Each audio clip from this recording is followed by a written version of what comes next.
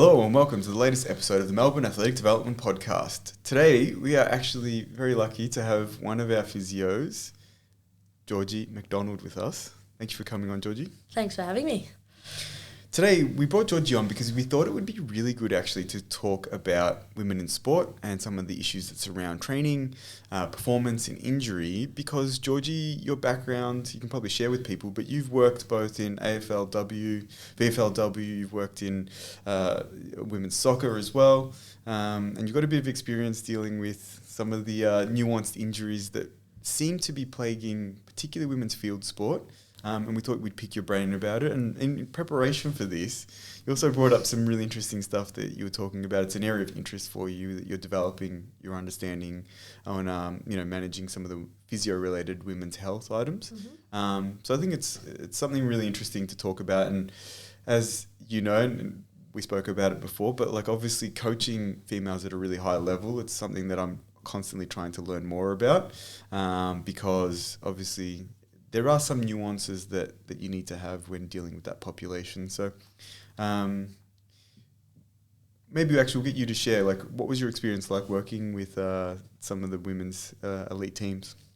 Yeah, look, I guess first of all, like I was mainly in men's sport actually for quite a while I was actually studying. Yeah, true.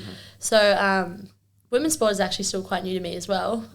Just working at Carlton this year in the VFLW. And you were St Kilda before that, weren't you? Yeah, I was at St Kilda as in the AFLW program, and then moved across to Carlton this year. So yeah, I guess it was actually interesting because I had quite a lot to compare to coming straight out of what was the contrast? Local men's footy straight into an elite female environment, or working to be elite. What was the contrast? I don't know, I guess it's just like you're still dealing with similar sort of injuries, but I just had to really adapt to the nuances of working with female athletes as well, and like you're working with obviously very different bodies. And I think as well the challenge being is obviously we all know that, you know, AFL is still a new sport for females as well, so I feel like I just saw a lot more injuries than in men's sport. And then so you noticed yourself that there were more injuries? Yeah, for sure. What do you think drives that? Do you think it's, as you said, the newness to it? Because obviously your background as well, for people who don't know, Georgie was quite an elite junior middle distance runner, and obviously you continue doing some training now. I know that you still run a little somewhat, bit. Yeah. Still running a few Doing times one a leg in week. front of the other, yeah. When's that marathon coming up, Georgie? Oh, we'll get to that at the end. But I know you obviously work with a lot of distance athletes generally as part of your work here. Yeah.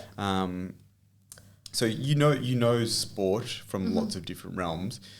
What specifically did you find was different about working in an AFL women's program versus, the sport that you've experienced before? I think for AFL women's, first of all, it's obviously a sport that hasn't been around for a while, so women haven't come from, especially the women I was working with, a lot of them have transferred from different sports and haven't been playing it for such a long time, so they're not just as conditioned to the skills and the tenacities of AFL, really. Did that influence the allocation of training then too, in terms of what particular physical, psychological, technical elements were focused on in the female teams versus the male teams that you worked with? Yeah, for sure. I mean, I feel like we had to, obviously, in terms of the structure of, different trainings and the actual volume that you're putting the girls through as well, so obviously you still want to make sure that they're ready for the demands of the sport. But, especially for those that are just transferring into a completely new sport, you've kind of got to strip back the layers a bit, and definitely the amount of volume you're providing them as well is something that... Do you think that's specific to football or women's football, or do you think that that's just, generally you need to just be aware of any athlete coming into a new environment and knowing what kind of loads to put them under? Because my experience actually at times with athletes, female athletes in track running, is sometimes they can often do more volume than the men. Yeah. So but I think that also is different, obviously something like track and field's a more controlled environment versus something like a contact sport. I noticed as well, particularly one of the main things I think was a risk factor for women developing injuries was actually their inability to position their body in space. The contact, and absorb contact. And I feel like that in combination with, being exposed to a relatively new sport and not having a lot of practice of the skills and whatnot, definitely doesn't help. So yeah, I think that was one thing I noticed as well, just actually because the skill level wasn't as high, that influenced the way they actually went about the game. And then what were the main things you noticed?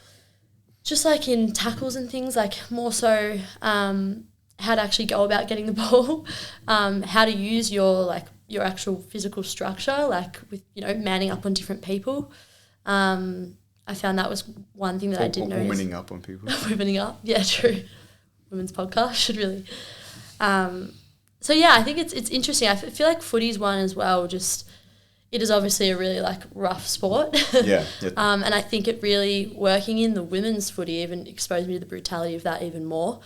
Probably because I was on the ground more than I was with the men. I was actually going to say it's a point I've never really thought about, but you talked about the physical contact, and for a lot of women playing AFL, they might be quite new to the sports, and they may not have participated in sports where there is that degree of contact. And actually thinking about the development of contact as you physically develop, like for instance, I played rugby growing up since I was 8, and so you go through the same group of people of the same age of going through physical development.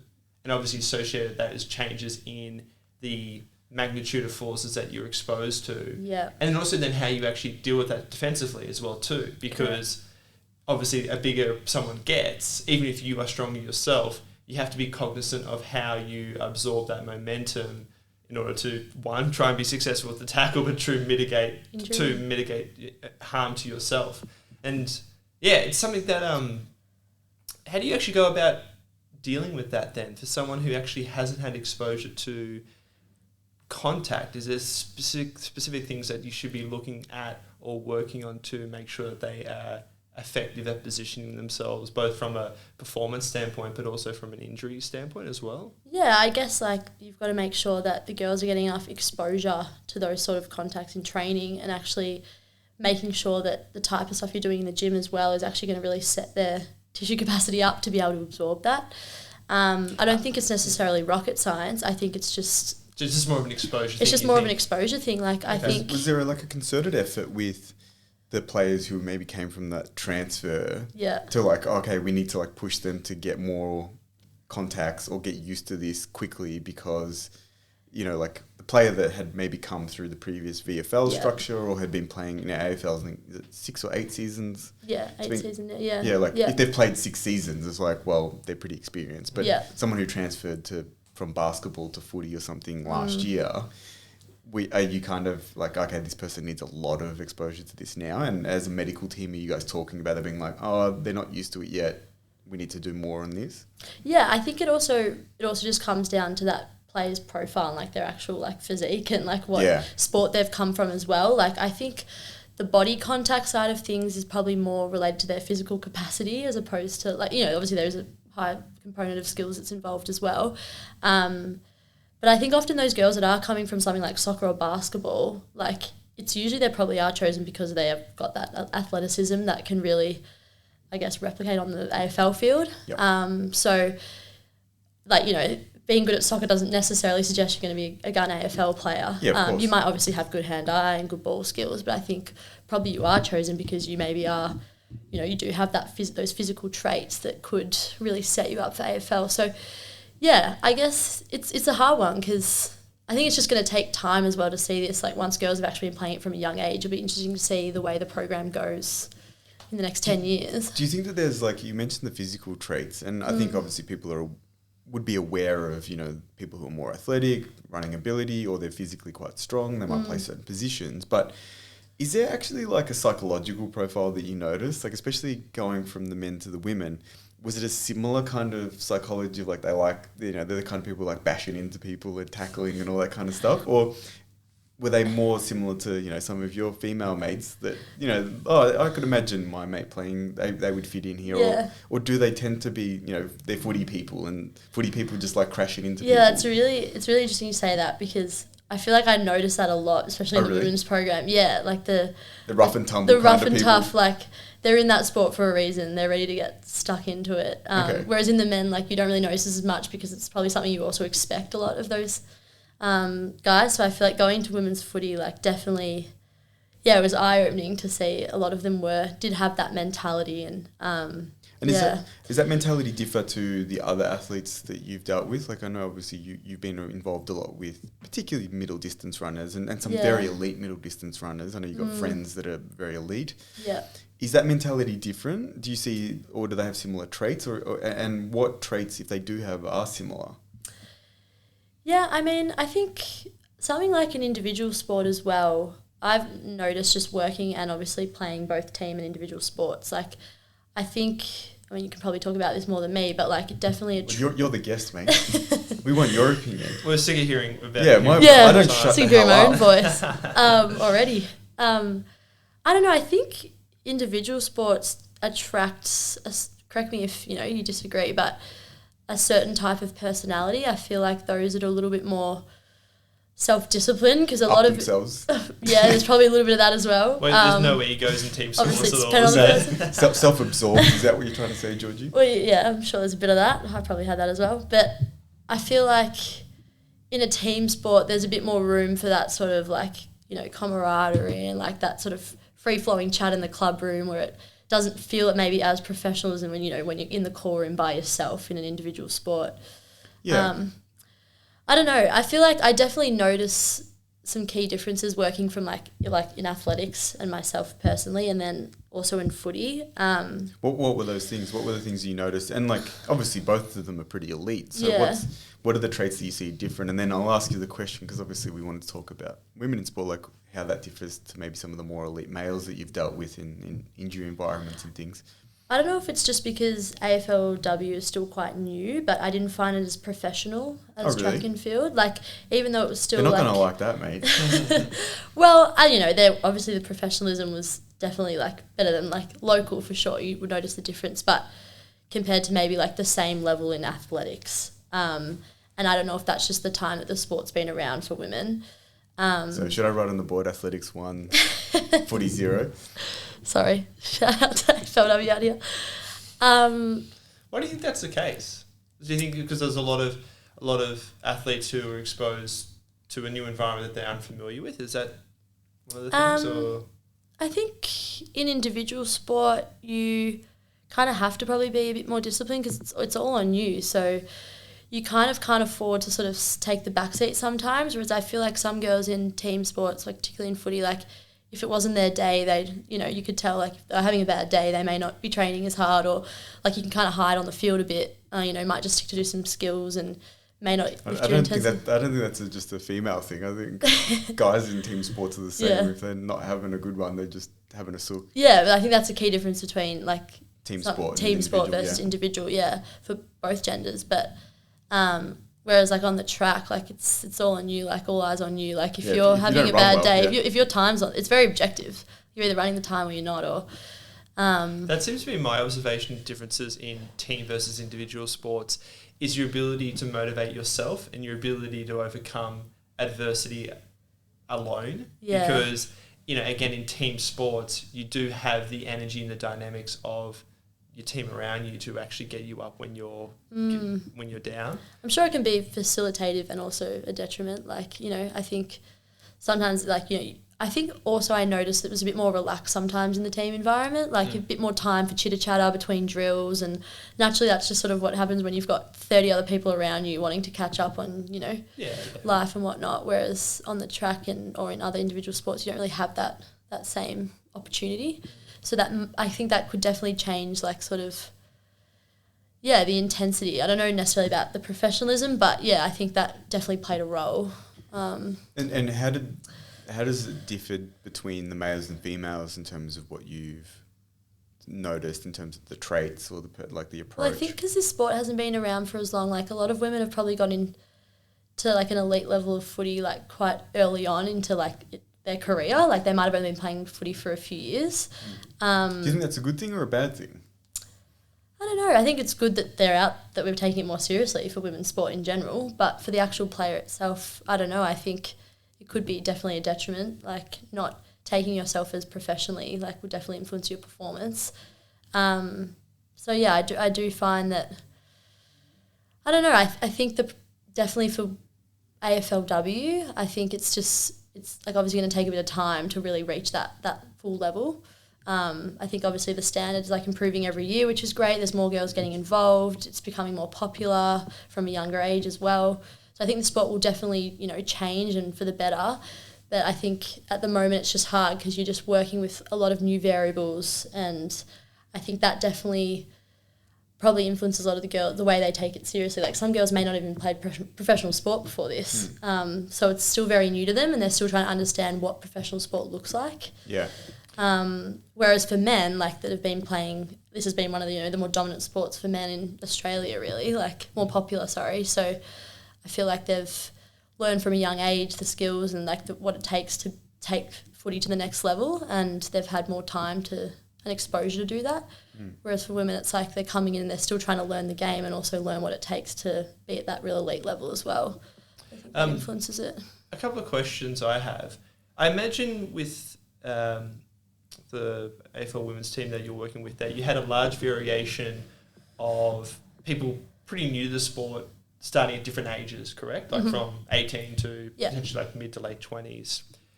30s. Yeah, or even 30s. Yeah. Did you see a large variation then, or did you see a correlation between age and how quickly people adapted to the new sport?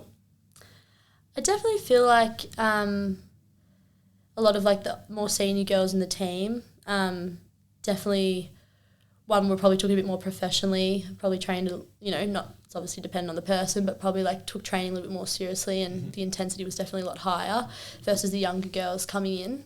I didn't notice like a huge variability in terms of like the performance and whatnot, but I think definitely the mindset was something that I noticed. I think that's maybe just could be a maturity thing as well. Not necessarily like, reflective of males and females. It's just like just growing up, like as you get older.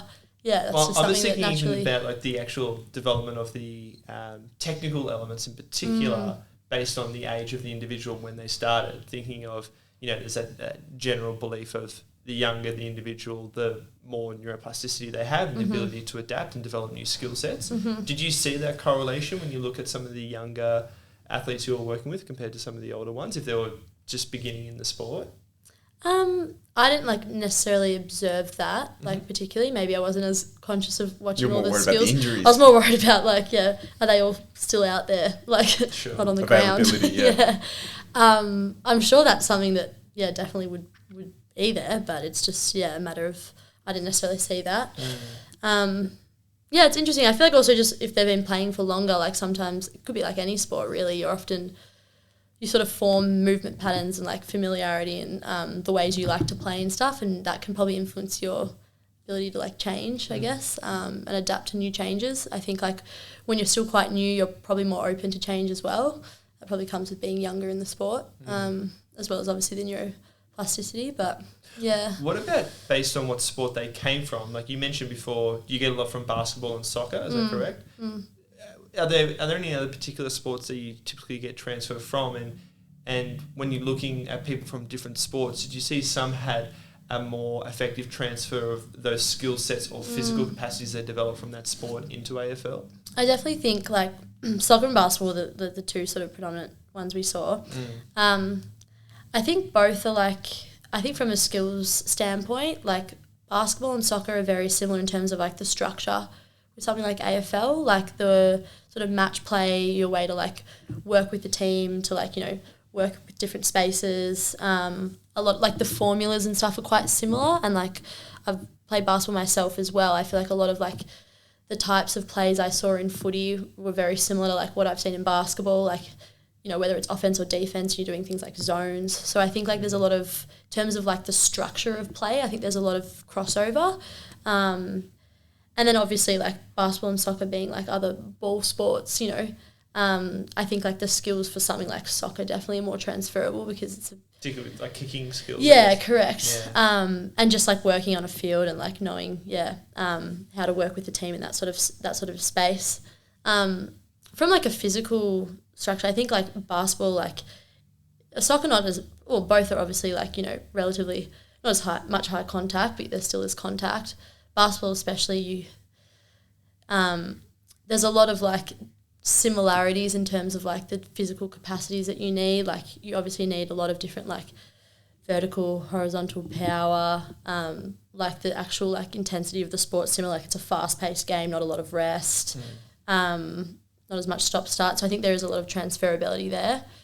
Soccer's something I'm not as well versed in, so I probably can't speak as much from like a physical side of things, but there definitely would be a lot of crossover, yeah. What about then, and this is obviously something that's more relevant to your role in these sports, from an injury perspective then too, did you see any correlation between someone's sporting background with regards to injury prevalence, or did you see that varied really a lot?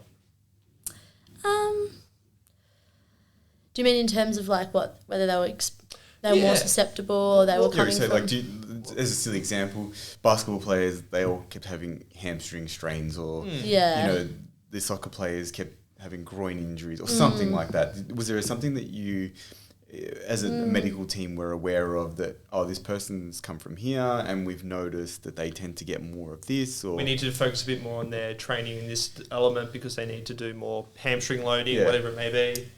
Yeah, not so specific. Like when I was working at Carlton, I think it wasn't something we actually probably discussed enough. Maybe I think I think always a tough thing in these environments too is in terms of the amount of time and resources. It's like you've got very quick time to screen through X amount of people.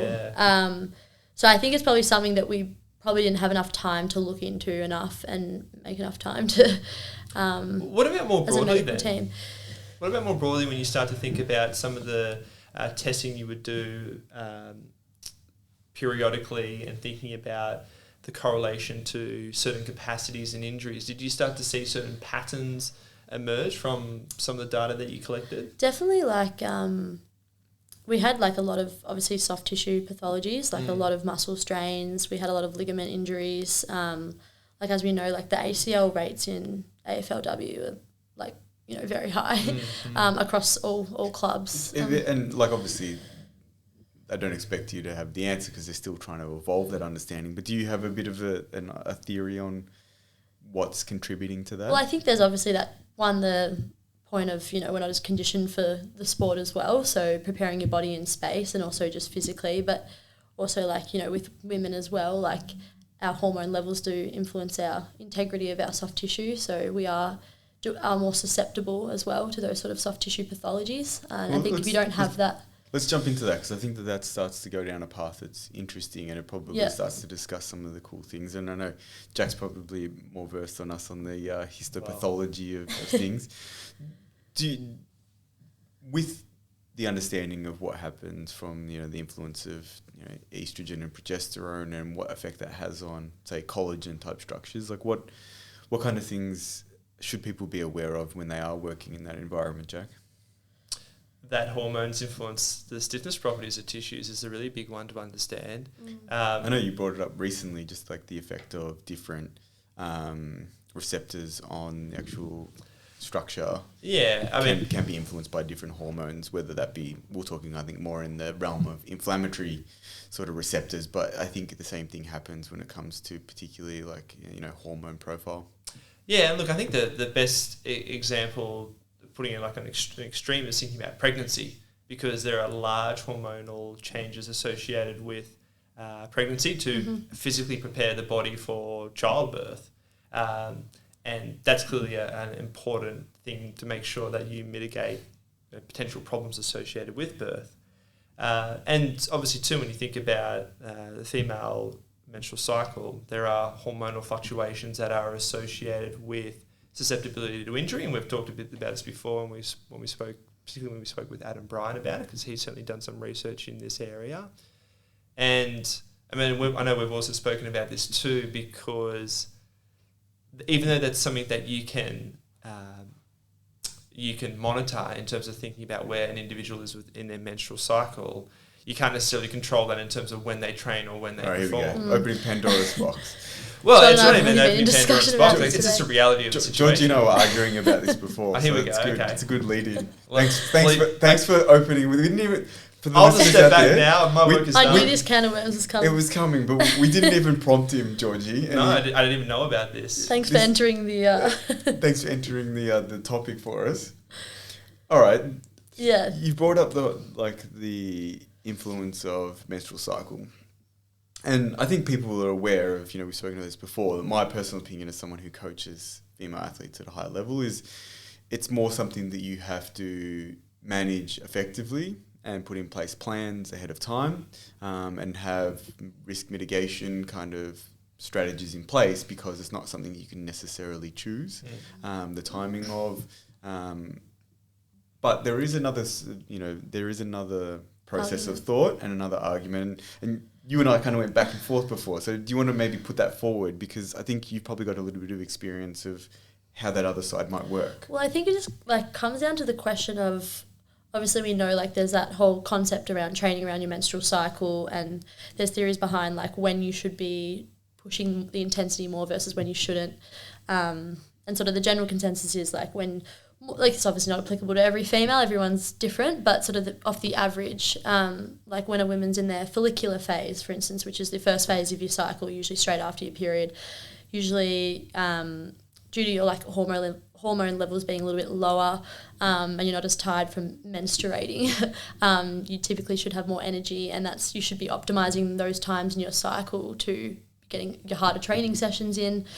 So I think there is that whole theory about listening to your body, and what's the point of doing your PB session when you're at your lowest energy point in that cycle. And that's something I've had discussions with, Tom from Strength and Conditioning here as well. Are we really going to be pushing someone in the gym and trying to see what their peak power is that day if they're middle of their period? And, obviously every woman's different, and some will have, it's all a spectrum. Some women won't really notice being on their period versus others that will really notice that energy deficit. And I was just sort of asking John, I was just saying to you, how do you go about it with your athletes? And I feel like it's something, do you hold back on your training sessions if... As I said to you, I don't think that it actually comes down to what the issue is. So for a female, it might be menstruation, but for a male, it might be, I don't know, a migraine. It might be they're coming off an illness, they've had a bad day at work, whatever it is, they haven't slept. And that can be male, female, it doesn't matter. You're always constantly monitoring someone's readiness to do what's prescribed, and the adjustments will happen based on that. Now, the reason to me doesn't really matter, right? So if a female athlete of mine says I've got quite bad period pain, I don't know that I'm going to be able to carry out the session. Yeah.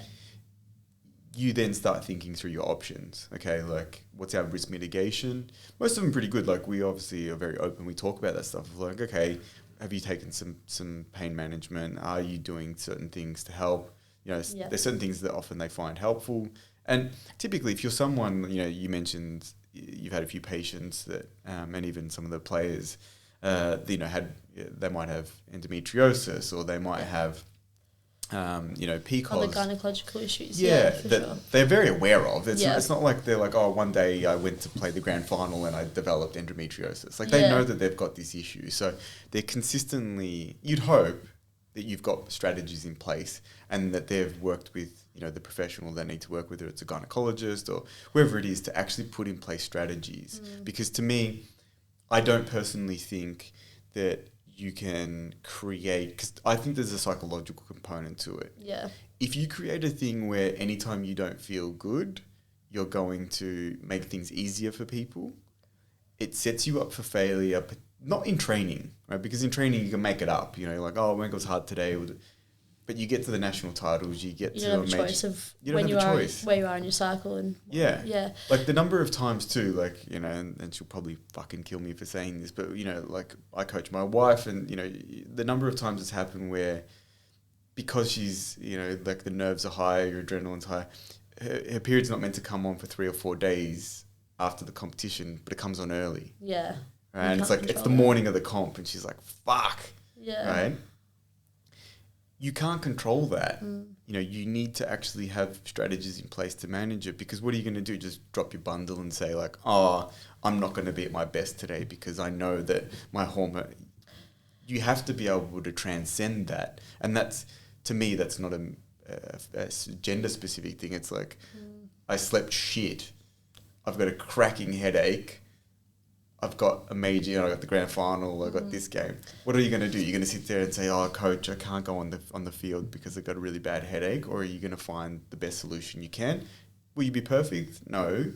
But I think if you sell out and tell yourself like, oh, I'm not playing well today, then you're already behind the 8 ball. I guess then, like, what about not at that elite level? Like, let's say just you're leisurely, healthy person. I think that's where it really applies. I think you're answering it for everyone. I think that's the place where you can really be a little bit more, and it's weird because you'd say that that's more of almost like an advanced style of training, is being like very specific to your cycle. It's called like auto regulation training, right?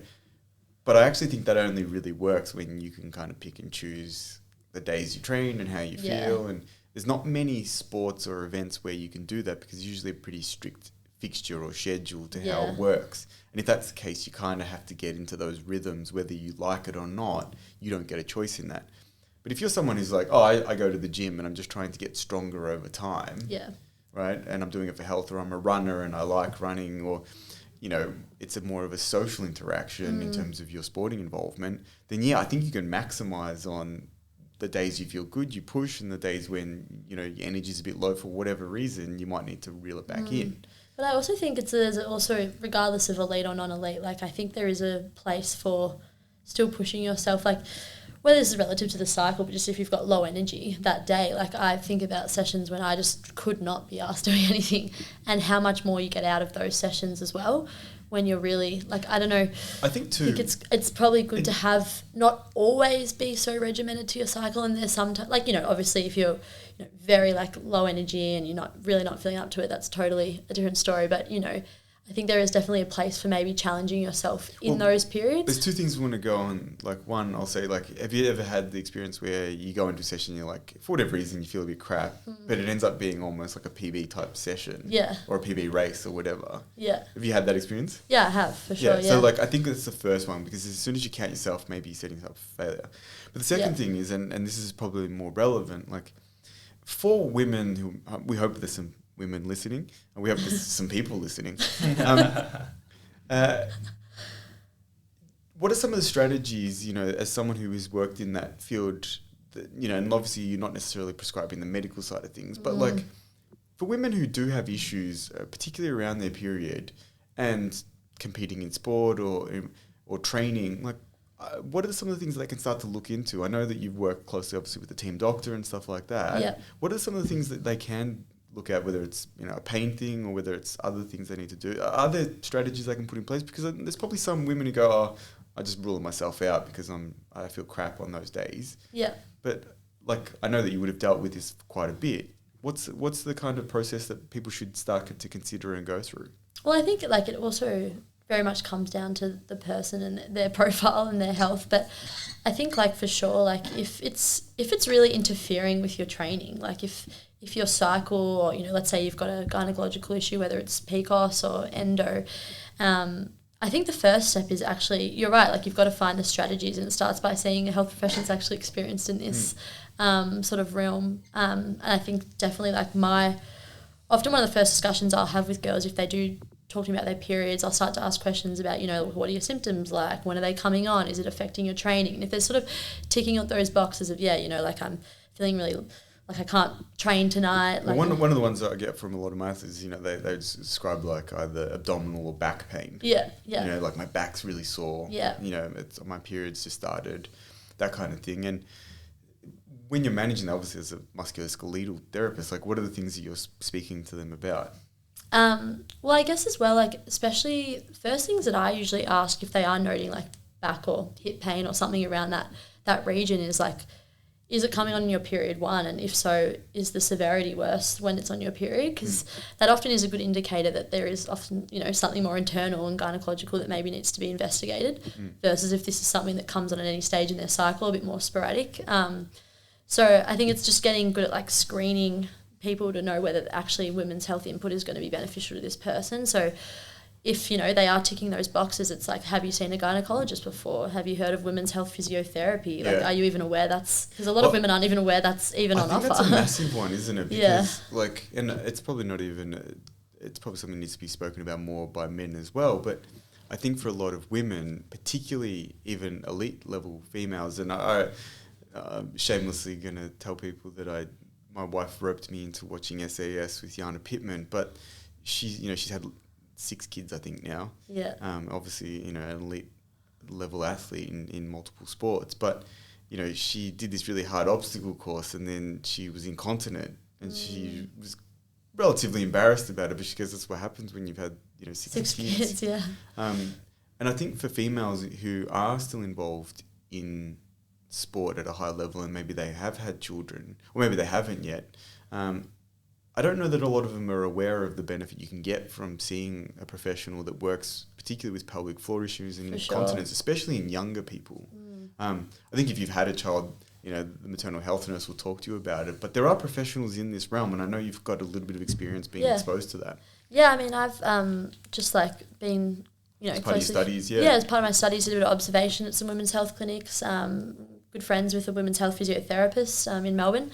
And so I've had the joy of just being able to get some exposure through her, and if I have questions more specific to that, I'll usually give her a call or get her thoughts on it. And I think just as a physio, when I was studying physio as well, we do a unit on pregnancy, but you don't learn about sort of all the other complexities of women's health and how that influences musculoskeletal issues. So I think we're not expected to be experts as musk physios in women's health and pelvic floor physio, but I think it's knowing how to screen and make the referrals and know sort of how to make that next step for that client. Do you think at the moment female athletes are comfortable enough bringing that stuff up?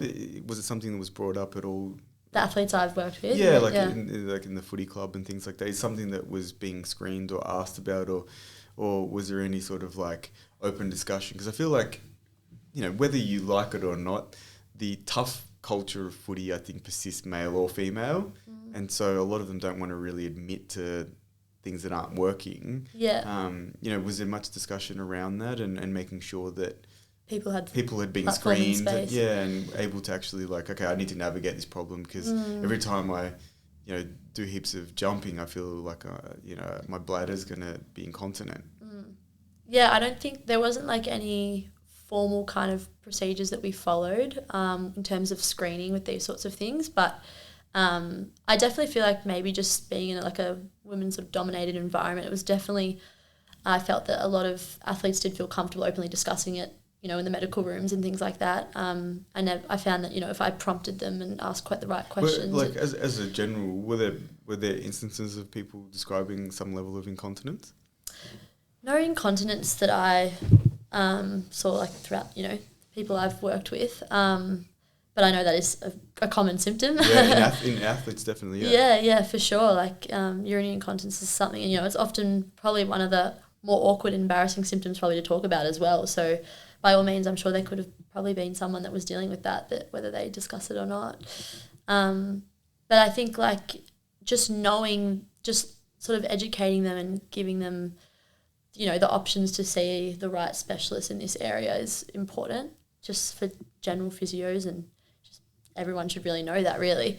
Because I think just doing some observation at some women's health clinics, it really exposed me to how valuable it can actually be, especially if you are having pelvic floor issues and experiencing incontinence. Or I guess that's the message for those women listening, that if you're having issues with it, do seek out professionals, because there are opportunities for you to make big change there. Yeah, for sure. And I think it's just, we have it, as health clinicians, obviously that's the whole thing of, working within your scope of practice. And as a musk physio, we're not, without a women's health master's, in physio, we're not supposed to probably provide certain advice. But I think it's I think this is the cool thing, us having you here, and this is why we really wanted to get you on the podcast. So obviously you've got more experience working in this environment than particularly, I definitely know that between Jack and I, that's the case. So I think you're a little bit more used to that idea of screening these things and being very aware. So, I think for our listeners and even people that have, some of our clientele, I think it's important that if you're getting some of those kind of things and you think it's maybe related to your performance or your injury profile, that you do discuss that, because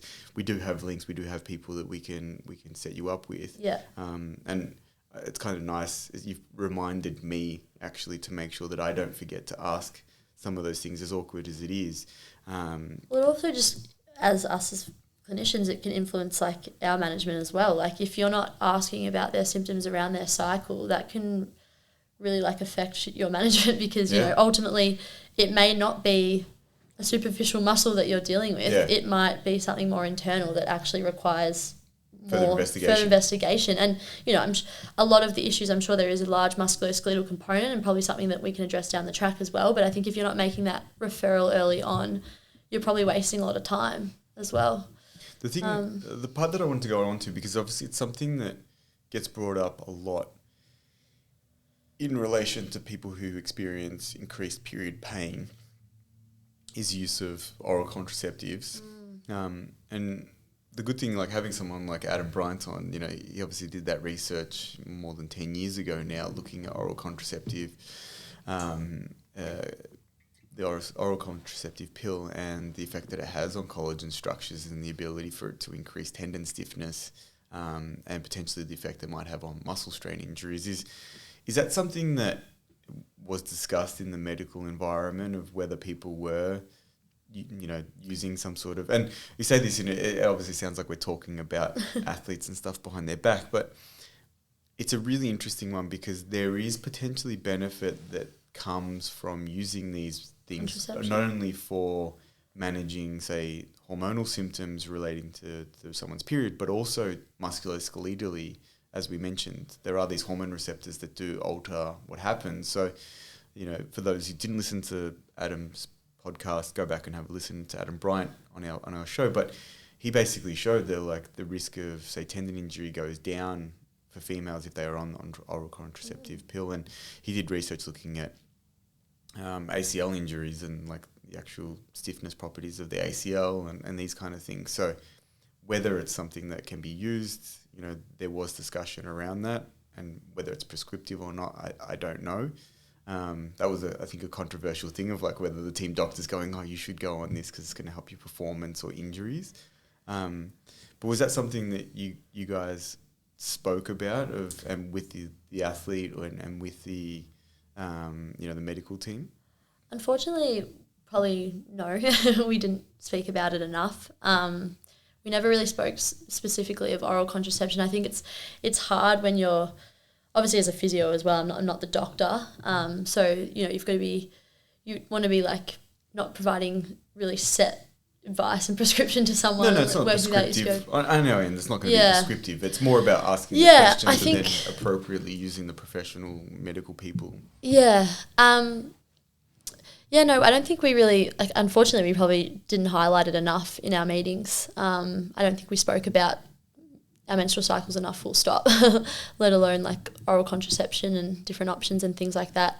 But that is something really interesting. I think it could definitely be something that sports doctors should probably be having discussions with. It is a big focus, I know, for a lot of sports doctors that I've dealt with. It's one of the first things that they often ask. And it's an interesting interplay because I think there's, you know, I can't comment on this, and maybe you can from personal experience, but like I know that a lot of the athletes I've dealt with, some of them don't actually like taking it because of the other effects it has, whether it's on mood or, you know, how they feel physically or whatever it is. So it's a really interesting one because it's like maybe there are benefits here, but there are downsides. Yeah, you're compromising something else. Yeah. I actually wonder too, how much of it has to do with when you're taking, say, oral contraceptive pill, you're having a lot more stability with your hormones as opposed to the variation that happens periodically. Yeah. Because is that one of the bigger risk factors for female athletes is you're constantly having to alter your neuromuscular patterns to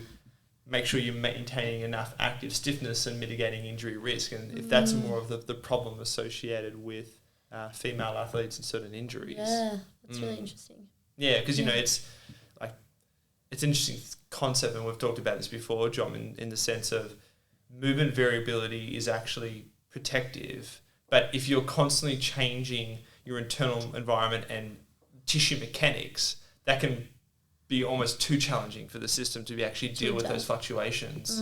Yeah.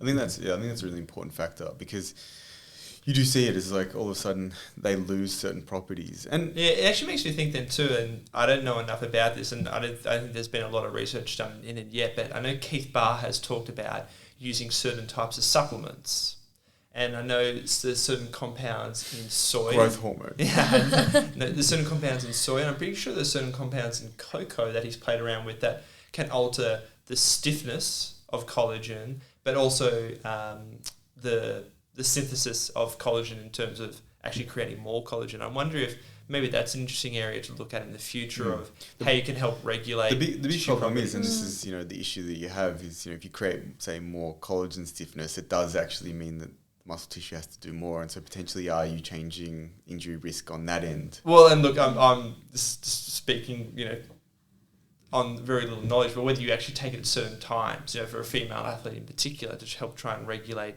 tissue properties more consistently throughout the menstrual cycle. I obviously have no idea, but I'm just speculating now as I think about it.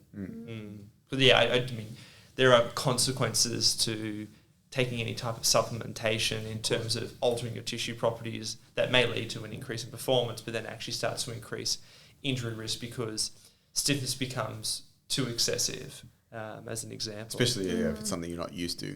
Yes, yeah, absolutely. I think it's an interesting concept, and I think that, as I said, that you've got to find what's right for that individual. It's not. I don't think, as you mentioned before, like if you go off averages, maybe you're going to end up in a position where you're not getting the best outcome for everybody. Yeah. One of the things I did want to ask you was, in terms of you dealing with females versus males, given that you've had exposure to maybe some more of those elite females than some of even our other practitioners, do you have a bit of a process that you go through, and do you see them differently? Like, are there things that you have to assess or you have to look at, or you think, I need to view this slightly differently when you're dealing with males versus females? Like, are you profiling them slightly differently? In terms of the elite sort of category? Not even an elite, no, I mean like from an injury perspective. Just going from an assessment standpoint, I guess I'm just a lot more in tune with making sure that I'm asking the right questions for females. Particularly it depends on really where the injury is as well, and what we're actually dealing with, obviously. But I think for women, I'm always making sure I'm checking in with all those systemic health markers, in terms of around their cycle, making sure you're getting a really clear history. And I think that's where the medication, males and females, I think you want, I follow a very similar sort of process, but I think it's just the questioning is a little bit different. And it's just making sure I'm getting all the information I need to paint a clearer picture, because I think it's interesting. I find that you probably can't muck around with women as much in that sense. If you don't ask those questions early on, you might be running yourself into a bit of a dead end because you're fighting an inevitable battle that you can't win. So I think you raise a good point though there, Georgie, too, when you think about, say, there are differences obviously in terms of the hormonal profile and fluctuation in men versus women, but you can have a lot of issues with hormones in men as well. But I think the other big one then too that you're alluding to is understanding that there is variation for a woman on a monthly cycle that needs to be taken into consideration, and aligning that with injury risk, or also, like you mentioned before too, whether that is correlated to a change in their symptoms, if they're experiencing more non-specific pain, to think about whether there is an internal component associated with their problem. And I think I've definitely used it also more in my management, particularly with structuring rehab programs, when we're not dealing with that elite category and they don't have such a timeline they're working towards with a competition. You can be more flexible with the programming. Correct. I've found that's been really important for facilitating your patient's needs. I found a lot of my best relationships with clients have been the ones that I feel I've respected that. And I think I've noticed that it's really enhanced our relationship, because it's showing, I'm a female as well, I get it. And male or female, it's just respecting all those other systemic things is really important as part of programming. And I think we've had some good outcomes as a result. And then just from a performance standpoint, it's I've noticed that you can actually get a lot more out of them in those weeks earlier on in the cycle. I've programming some of the harder sessions then, and then I guess in some programming, depending on who your patient is and what you're working towards, often you will have some adaptation weeks in there where you might have a recovery at the end of a block of progressive load, and I think that's a nice time to have that week when they're on their period, and I think that's definitely worked to get some good outcomes. So yeah, definitely found myself leaning towards it more in management as well. Yeah, so your periodization and planning, correct, particularly for like we're talking more in the general populace, who are people who might be physically active but don't have specific competitive timelines or to work towards. You can have that flexibility with structuring their programming to take that into consideration. Yeah, for sure. Yeah.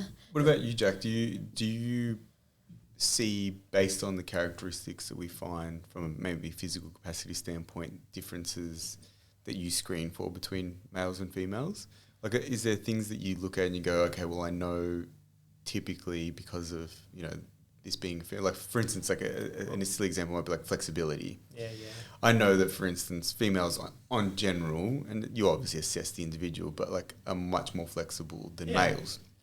And for that reason, like I'm often being a little bit more prescriptive to males, being like, you need to do this a lot more often because I know that it's going to take a little bit more time of stimulus and more volume of stimulus to see that change. And vice versa with women, for instance, like they're often typically unable to create, as I said, those active stiffness properties at the same level. So you need to gradually build that up more, maybe have more of an emphasis on that because we know that they don't create that as easily as men, and men maybe don't need as much volume of that.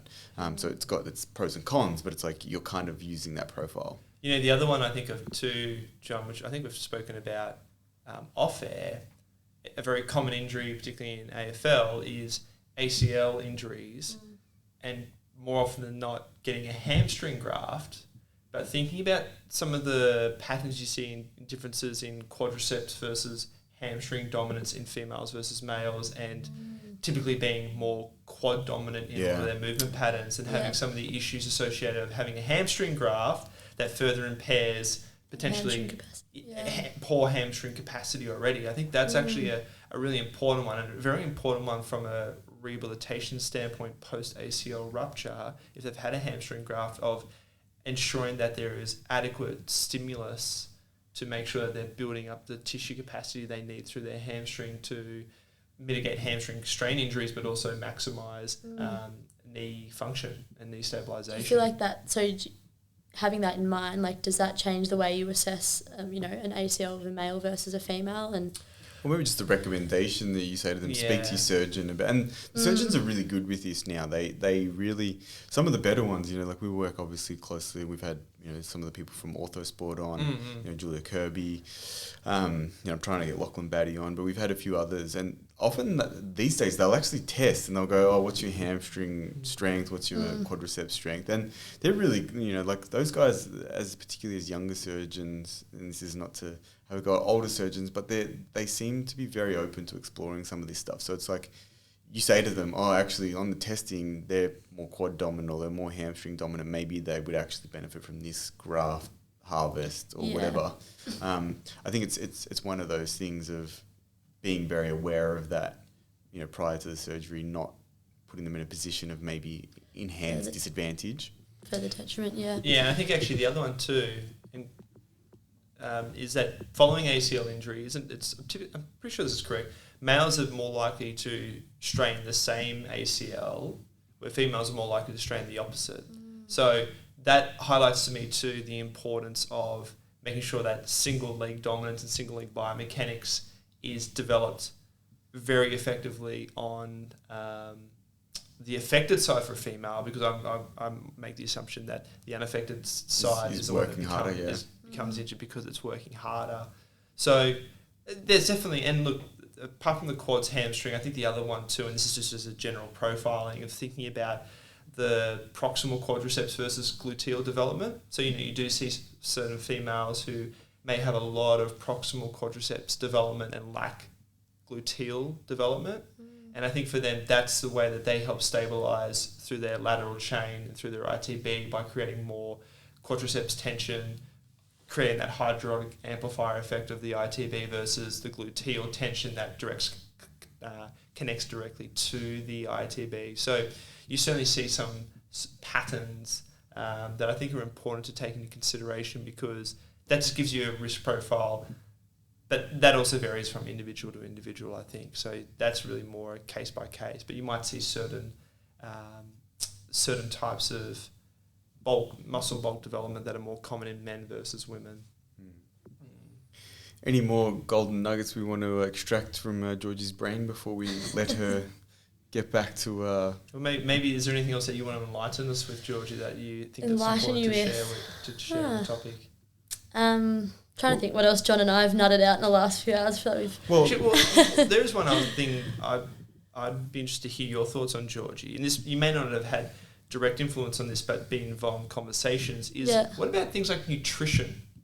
You know, did you see certain nutritional patterns in some of the female athletes that you work with that, like, it might not have been you directly, but maybe say for the sports doc, or whether you had like dietetics involved, of making sure that they maximise their dietary intake, or if they were, say, for instance, not doing that, or they were... That's a big Pandora's box as well, which is more on making sure they get enough intake, because obviously... Sure, yeah.